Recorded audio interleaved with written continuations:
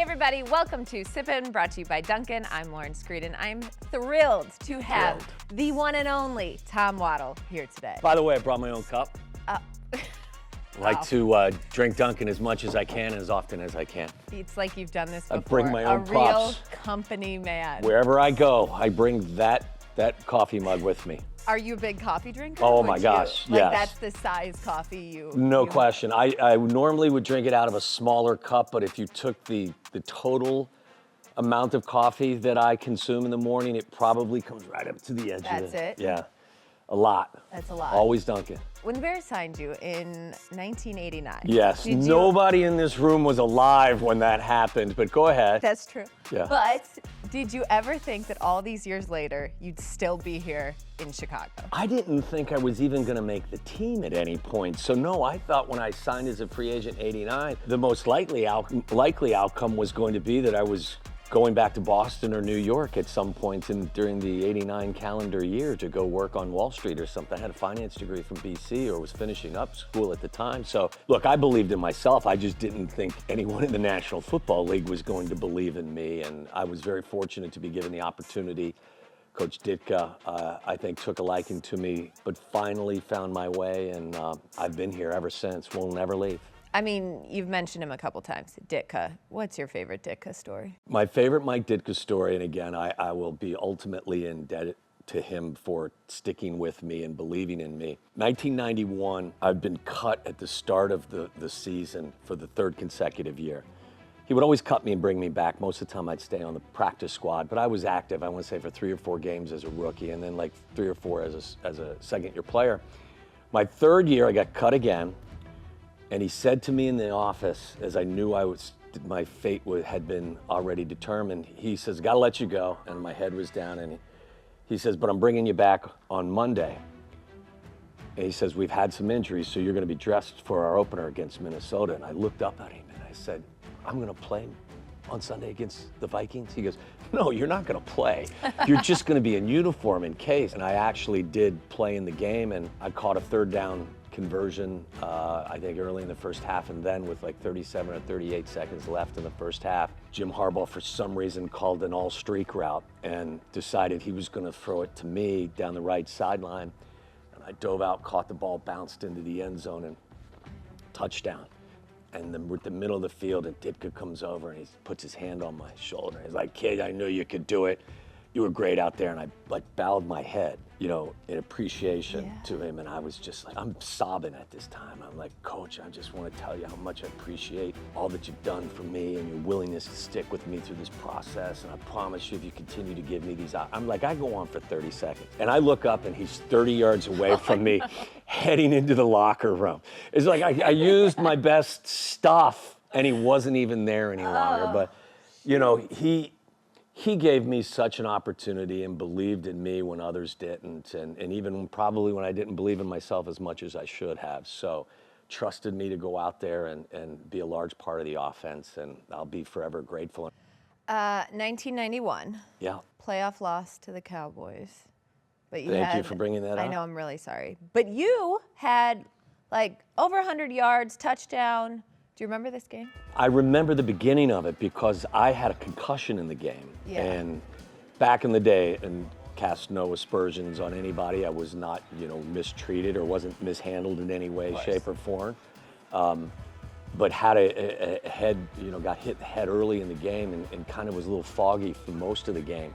Scored a touchdown, I think in the fourth quarter. I don't remember it. It stinks because when you've only had 10 career touchdowns and you forget one of them, that means you don't remember 10% of the time you got into the end zone. So I didn't want to ever come off the field. Yeah. So like, you'd do anything to stay on the field. Yeah. But it was a game, I think, that was broadcast by Pat Summerall and John Madden. Yeah. And that year, partially because of that performance, I found myself on the 1991 All-Madden team with like Jerry Rice and Michael Irvin and Freddie Barnett and Gary Clark, and then there's me. What a lineup. Which is just crazy. It's so funny. And what we got for it, the award was a sweatshirt, which is my favorite thing. That and the Piccolo Award that I won as a veteran back in 93 or 94 are my two most prized athletic possessions. Do you wear the sweatshirt? I don't. My daughters passed it down from child to child. I have 4 daughters, so my oldest, who's now 30, wore it forever. Then my next oldest, who's 28, and then 25, and now my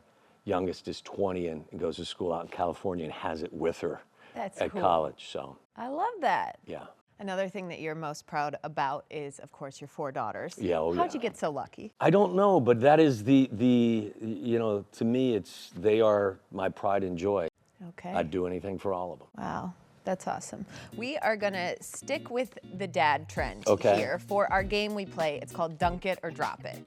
So, I don't drop stuff. no. Okay, well, I'm just saying. I mean, you might want to drop some of these. Okay. Because dunk it means you love it. Okay. And drop it is like you're just not Okay, into it. all right.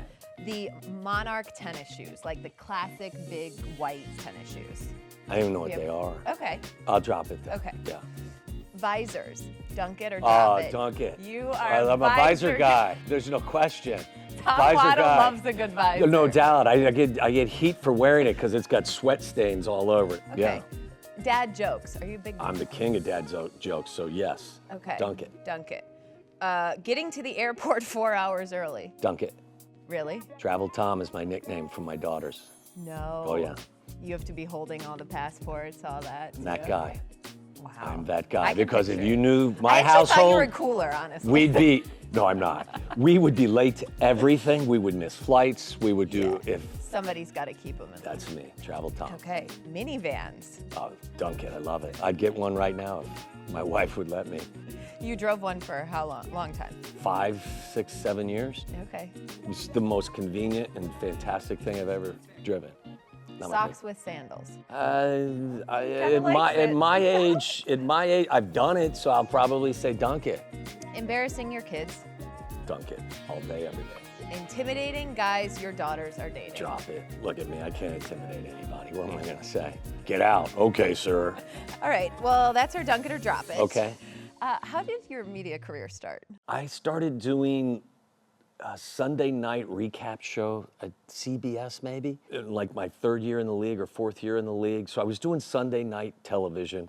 And then I think my final year or 2, I was doing a Tuesday night radio, Monday night, or it was Monday or Tuesday night interview with Dave Ennett. And I kind of got interested in it. And it was something that I really enjoyed. So whenever I was given the opportunity, I would say yes. And I knew my career wasn't going to last very long. So I became very friendly with everyone in the media, knowing that this potentially could lead me into another career. So instead, when I retired in 95, I had an opportunity to get into the industry full time instead of go back to school.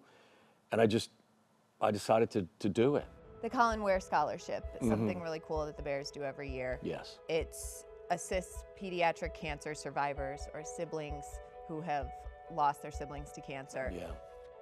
You actually had an opportunity to meet Colin. Yeah, I was working for the NFL Network at the time, and ironically enough, it was a story that the Bears wanted to do in conjunction with the NFL Network, and they asked me, and I said, of course, I would do it. And you know, we came up for the day and got an opportunity to meet Colin and his family, and you know, he was a huge Bears fan and enjoyed meeting all the guys and being part of a practice. And just a really special day, a wonderful cause and a wonderful family honoring it, just a brilliant young man.